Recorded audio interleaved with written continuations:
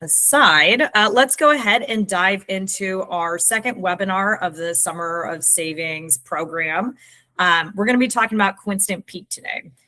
And this is really about how a handful of hours can have a large cost impact, and why it's so important to participate in the Coincident Peak events and understand whether or not your facility is exposed to those.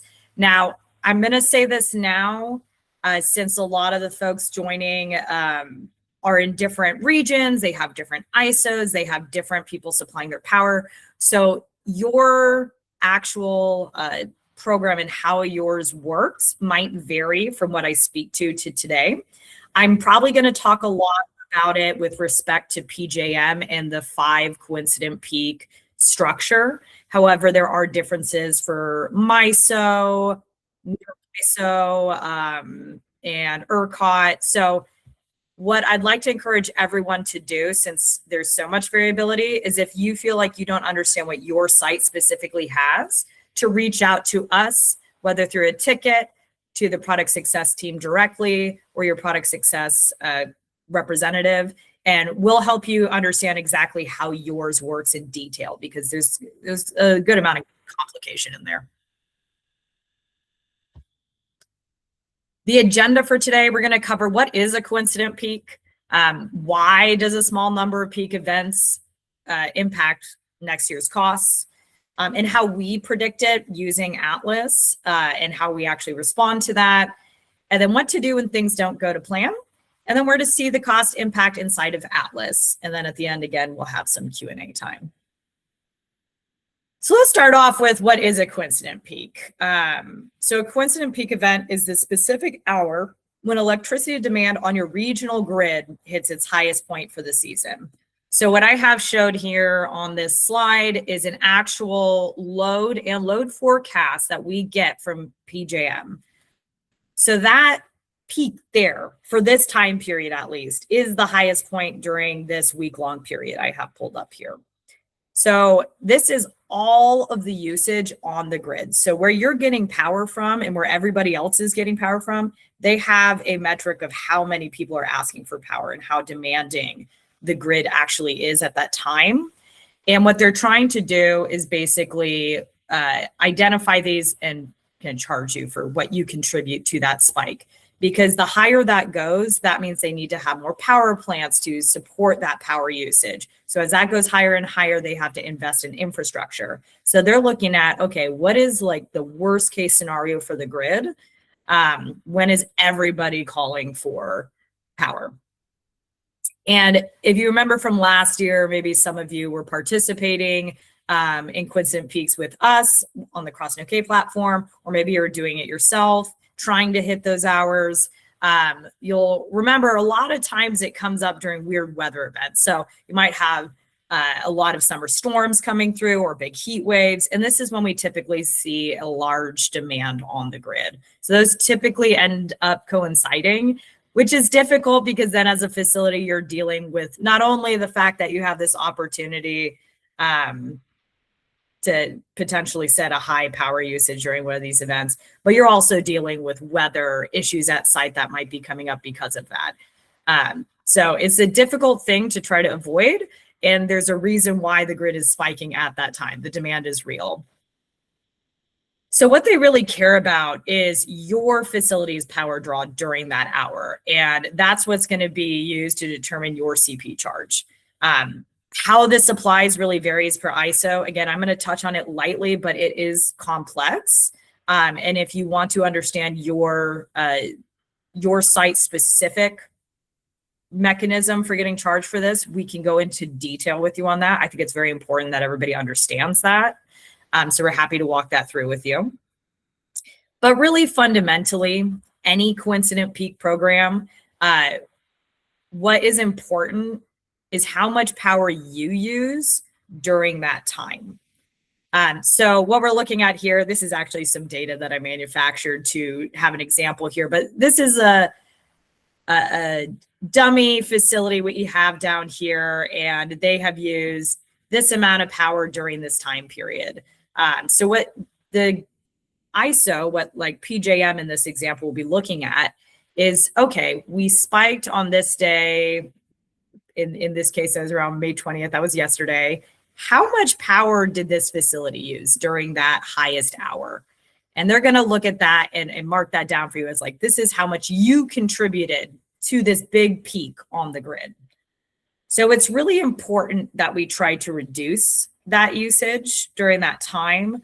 Otherwise, they're going to be charging you a lot because they're going to say, hey, you contributed to this, so we're going to ask you for more money so that we can pay to get new power, power plants in, have more investment into infrastructure to support how much demand there is. So that's why they're doing this. And what's really key, and the number one thing I need everybody to take away from this webinar, is that no matter what, during these hours, we want to reduce power use as much as possible. So I explained a little bit of why they do this. So why do a small number of peak events define next year's costs? Again, this varies by ISO, how they choose to do that. So, PJM, MISO, ERCOT, New York ISO, like there's different ISOs and they all approach this differently. So that's why it's important for you to ask like which one specifically applies to my site, make sure that you understand what you're set up for. The nice thing is with Atlas, you don't really have to worry about it too much because we know, but it is still important for you to understand how this will impact your costs. Again, the core principle is the same. So a small number of peak hours, whether that's 5, 4, 1, is going to set a large portion of your annual transmission and capacity costs. It also might show up on a monthly bill, but overall, it's very small points in time that are going to impact your utility bill in a major way. I have some examples here of how the events are counted and how your obligation is set. Again, PJM is one that I'll speak to a lot just because a lot of folks on this call are in the PJM region and are exposed to 5 peak hours. Whereas like MISO, it depends on region, how you're charged, but they have different seasons. ERCOT, again, that varies a lot by program and tariff, so we can go into detail with those. But in general, I want to highlight basically, there is a lot of variability here, but the fundamental is the same. We want to keep our power low during those times because they're going to use it to set your obligation. So how much are you going to be charged because of this? PJM, pretty straightforward here in terms of the examples. They're going to say, okay, during my summer season, and this table is strictly for capacity, just to be clear on that there is a capacity and transmission charge. Summer, biggest opportunity for capacity charge for PJM, for example. So they are going to look at the 5 highest peaks that they had from June to September. So the biggest peaks on the grid during that time. And we don't know when it's going to happen. And we don't know for sure what they're counting as their highest peaks until the end of the season. So this is a lot of guessing and trying to estimate it based off of the information we have. So they're going to take those 5 peaks and they're going to look at your kilowatt during that 1 hour per event. So you're going to have 5 hours in your power use during each of those events. They're going to take the average of that, and that is going to be your peak load contribution that you're charged based off of. Again, MISO, a little different. Theirs are typically 1 hour, so 1 peak, so even less opportunity, but they have more seasons. ERCOT also varies. There are also seasons that are monthly seasons. But again, it's about what was your contribution during that 1 hour for that peak based off of how the ISO is considering those. Now I'm focusing on capacity for this because for most of the programs, capacity is typically occurring during the summer. In general, the grid spikes typically occur during the summer because there's so much demand from air conditioning, heat, etc. We do see for transmission events, which for PJM, for example, is a year-round season, that there are sometimes peaks during the winter when there are odd weather events. For example, whenever there's like a polar vortex, you're often going to see rates spiking and the grid being very demanding because of that. But capacity is typically what we're looking at in the summer, and in general, transmission and capacity aside, overall, typically the grids are hitting in the summer. The grid spikes are hitting in the summer. So this is an example I wanted to share just to give you some perspective on how site participation really factors into this. This is a PJM example for 5CP, and these dates are actually the real dates from last season. So again, for MISO or any ISO that does a one event season, you have less opportunity to hit it. But for 5CP, it's nice because you get 5 opportunities to really nail this. This example that I've pulled together here, this site did participate in almost every single one of the events. So that's great. And they were able to reduce their power. There was one event where they missed, which resulted in a higher power use during that time. This is really great though. So in general, when we talk about the summer of savings, we've been saying we're not looking for perfection, we're looking for participation. 5CP is a great example of an opportunity where even if you're not able to get it perfectly every single time, any effort towards lowering your average power is good. So we want to do as much as we can. So for example here, even though they missed one, they got an average power use of 401 kilowatt, which is about $48,000 for next year's bill. If they hadn't done any of that curtailment, or let's say they missed one and they're like, it's shot, I'm just not going to do this. And they had average 1,500 kilowatt, that would instead be $180,000. So there's a large amount of opportunity here to reduce costs. So any amount of power reduction that we're able to achieve is beneficial. So don't feel like just because you weren't able to hit maybe the first couple because you're running into problems, or maybe you have a safety issue on site you have to skip.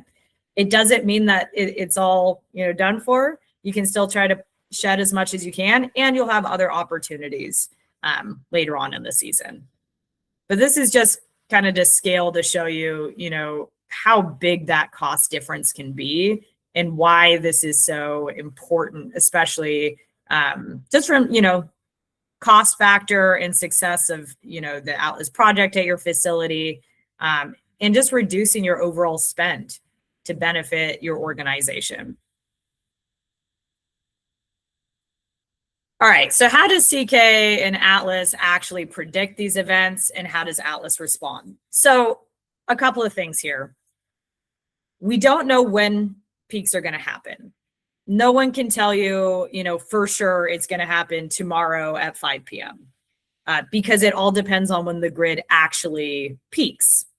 So what we do is we try to predict with as much information as possible to get a more accurate forecast. So what we're taking in to do that is going to be, and on the next slide here, I hit this a little bit, weather forecasts. So like I mentioned, weather can have a large impact on the grid. Say we see a heat wave is coming or a large amount of storms are coming through, those will show up on a weather forecast. As we know, weather forecasts also aren't 100%. As I'm sure, you think it's going to be a great day and it ends up raining. You never know, but it is a good thing to use as a general input into it. Also, the regional load signals. What have we seen historically? What are we seeing right now? If we're looking back the last couple of weeks, how it's generally looked over time, taking that into account with the weather, and then also just grid conditions, any information we have to help us do a high probability forecast for when events are going to occur.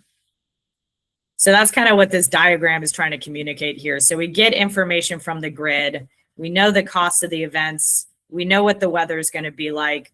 This goes into the cloud where we have all of our algorithms to do that prediction. And that's what's being output to your facilities via your automated building shutdown and your demand stabilization in order to shed as much as possible or shut down when possible.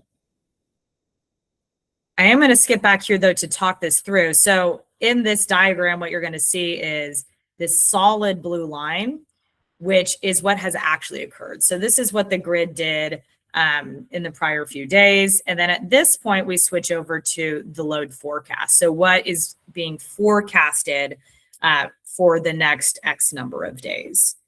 So you can see in this example, we have some spikes in them, but it is expected to drop back down. The other thing that's on this plot, it's a little hard to see, but at the top here, we have a red dashed line. And this is the threshold that we're looking for. So as the season goes on, we're going to get an idea of where the threshold is for a peak that would be considered a top peak. So we're looking for the top 5, but if you can imagine, every week as the summer goes along, the peaks are going to get higher and higher and higher. So there is a threshold at which you want to wait until you cross over in order to actually call for an event. And then as we gather more information going into the season, we get an idea of, okay, how many peaks have occurred that have, maybe gone past this. Maybe we already have a set of 5 that are in the top contending. And we're just looking for, okay, are they exceeding those events that have already occurred? So it's a feedback loop where we see how the season has been going and that adjusts over time.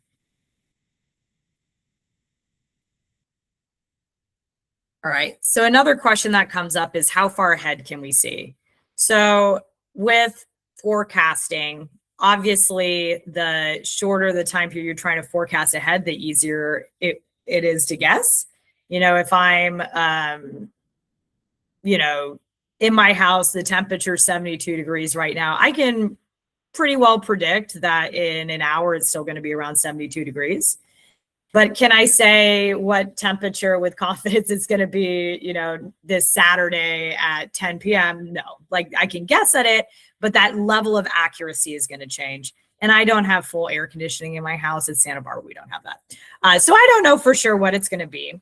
I can make an educated guess, but the further away my prediction gets from the time where I am right now, that forecast becomes more and more uncertain. So in general, we're typically looking at a 7-day forecast. We don't start scheduling events until 3 days out because that's when it starts getting a little more accurate. But 7 days out, we have a pretty good idea if there's certain days that are high likelihood to have events. Obviously, that can change. It can change day of. That's why we wait to schedule events until we're within that 3-day period. The likelihood of the forecast being accurate is better and better as we get closer to the events. But one thing to note is it can actually change day of too. Peaks can shift. Part of that can be just, normal natural grid usage. You don't know when it's going to actually peak for sure. You can guess on it. It might shift 1 hour ahead, 1 hour back. But also you have other folks out there also trying to reduce their usage to avoid these high coincident peak charges. So that actually results in an impact on where the peak occurs. So it could end up shifting an hour later because other people are also trying to avoid that. So you can see day of peaks changing. So how do you know what actually is going to be happening for your facility? So when shutdown events are scheduled, you are going to get a notification via email or text, depending on what you've opted in for. I do recommend, if you don't already have the text messages set up, I do recommend for the summer season to get those set up with us. Please submit a ticket for that so that you can get alerted when an event is scheduled. And also if it changes, it's going to reset that. So you can know if it's shifting day of. And then additionally to that, you can see it in Atlas. So you're going to see a shutdown banner at the top of every page when an event is active or imminent. So if it hasn't started yet, if you have had shutdowns occur at your facility, you're probably familiar with this. You're going to see a purple banner, and it's going to tell you when the event is happening and why it's been scheduled. And if you're actively in an event, it's going to be gray. And it's going to tell you when you shut down and when you're planning to bring the system back up. The other place to see what shutdowns are coming up is going to be on your Energy AI page in Atlas. If you go into that, you'll see on your automated building shutdown card, there's a table that shows you which events are upcoming, when they're going to begin, when your pre-shutdown duration is going to begin. So your pump down, whatever you have configured for your pre-shutdown procedure, when you're actually going to be fully shut down, and then when you're going to be starting back up and how many hours total that is. And it does show you the 3 days out. You can also go to your Coincident Peak events page, and this is going to show you a history of the calls for events, what the outcomes were, and what the cost impact was. I'm going to show you guys an example really quick here of what that will look like for your individual sites. So give me 1 second here.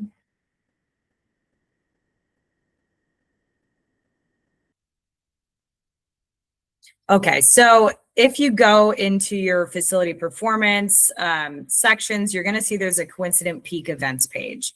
And if you go into here, what you're going to be able to see is both for capacity and transmission, what events have already occurred, and then also upcoming events as possible. So this is actually for the 2025 season. So this is a closed out season. But as the season goes along, you're going to see the actual event dates, what the peak time was. So, for example, this is June 23rd. The peak time was 5 to 6 p.m. The average power for the facility and what that cost is. So that cost is what you're actually going to be, what is actually associated with that power usage, which is pretty cool. So you can see, like, if you miss one, it's going to be much higher. So you can get an idea of like the actual impact of missing one versus not missing one. And then this ranking you see here is the ranking based off of the grid ranking. So how high were those peaks? Are they the top peak, or is it maybe not even in the top 5? So we keep a ranking going to show you, where are we in terms of, have we hit all 5 events for the season? Do we think these are the top 5? They might get bumped out by another event that comes later in the season. So you can see all of that here and keep track of how well you're doing with respect to this performance.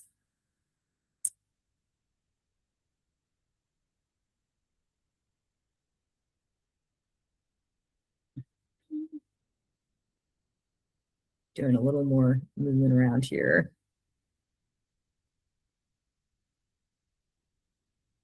And if you guys missed the performance page webinar that we did, you should definitely check that out. It'll show you, it goes a little more in depth on the facility performance pages and the Coincident Peak pages. But one of the things that I think is really cool that I want to point out here. So this shows in detail one of the events. This is that June 23rd event. So you can see, okay, what was peak time, averages, what that capacitor rate was, and the cost. Then you can see the actual shedding that occurred. So for this facility, they actually are able to do very long shutdowns. So they were able to hit that pretty well and easily because it was within their typical shutdown. For some sites that have more limited shutdown hours, this is going to be a lot tighter. A lot of times we typically want at least 3 hours to accommodate for that peak potentially shifting 1 or 2 hours ahead or back. Because it is possible that, the forecast says, hey, we're going to be right here, and we could just shut down for 1 hour. But if it does end up shifting, then that hour, we've missed it. So it is ideal to have as much downtime as possible to hit it more confidently. But we work with individual sites on what they're able to actually handle, whether that's a full shutdown for 2 to 3 hours. If they can only do 1 hour, sometimes we'll try to do some shedding in the hours before and after just to give some buffer around that. But we can work with you to make it so that you can shed as much as possible. And then you can also see user actions in the case where maybe it was skipped. You could see what was causing that.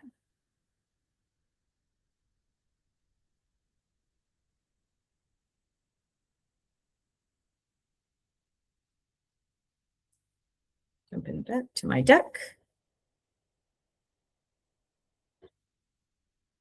All right. So what do you do when things don't go to plan?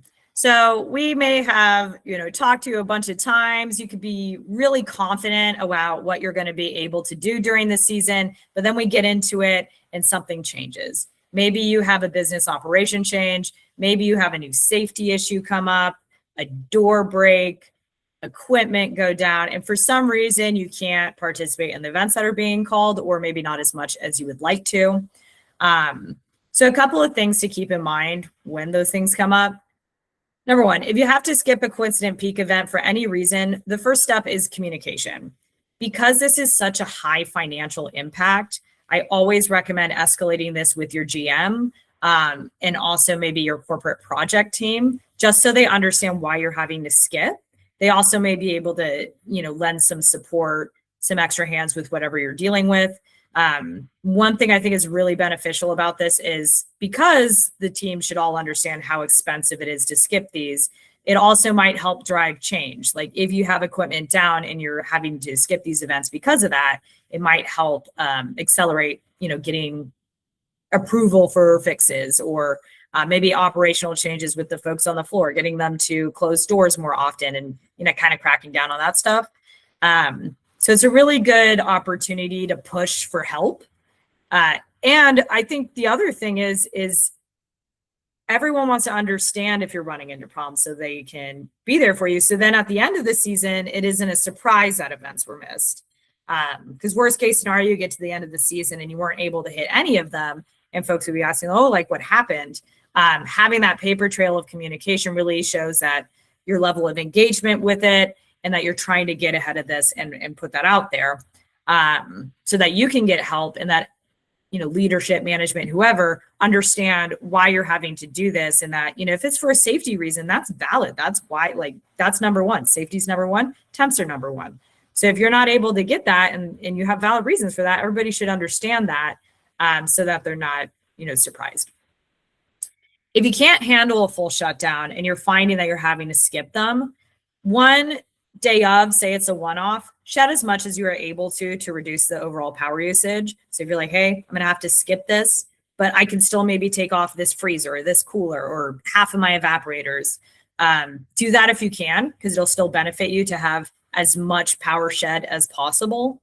And then if that's something you're continuously having to do, this is where preparing for the next round comes in. So leverage the corporate project team and CrossNK to identify opportunities to help you participate the next time an event is called.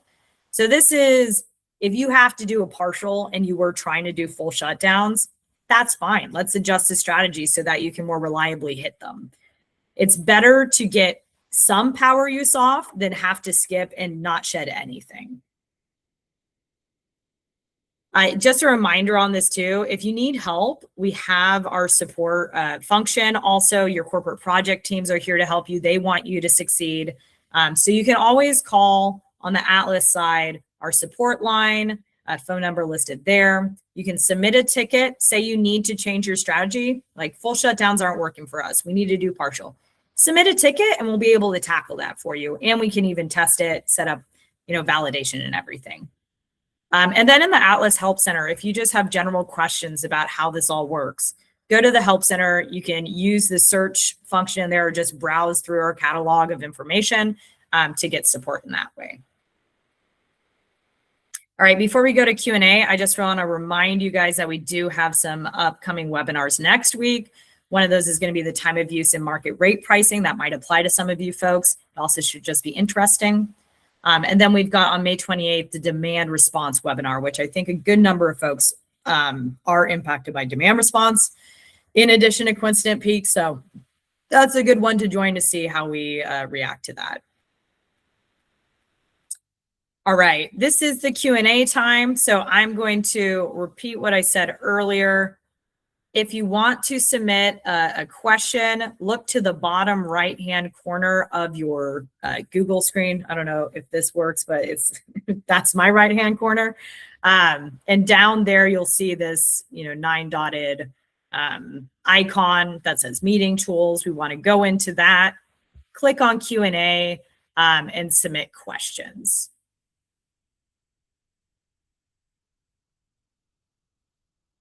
So I'll give you guys a second there to submit. But while that's happening, I'll just go on a little more about this. Coincident peak events are such a huge opportunity for savings. So if you take anything away from this, I think it's just to prioritize this and make sure you understand what your system is set up to do. If you're not sure if you're set up for full shutdowns or partial shutdowns, that's another thing that you can reach out to us to clarify. So we can definitely make sure that you're configured in the best way possible for you to succeed. Definitely here to help on that.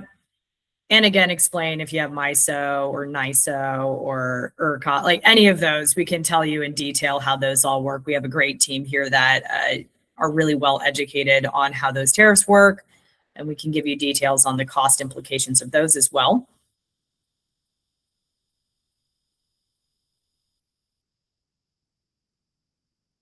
Not seeing any questions yet.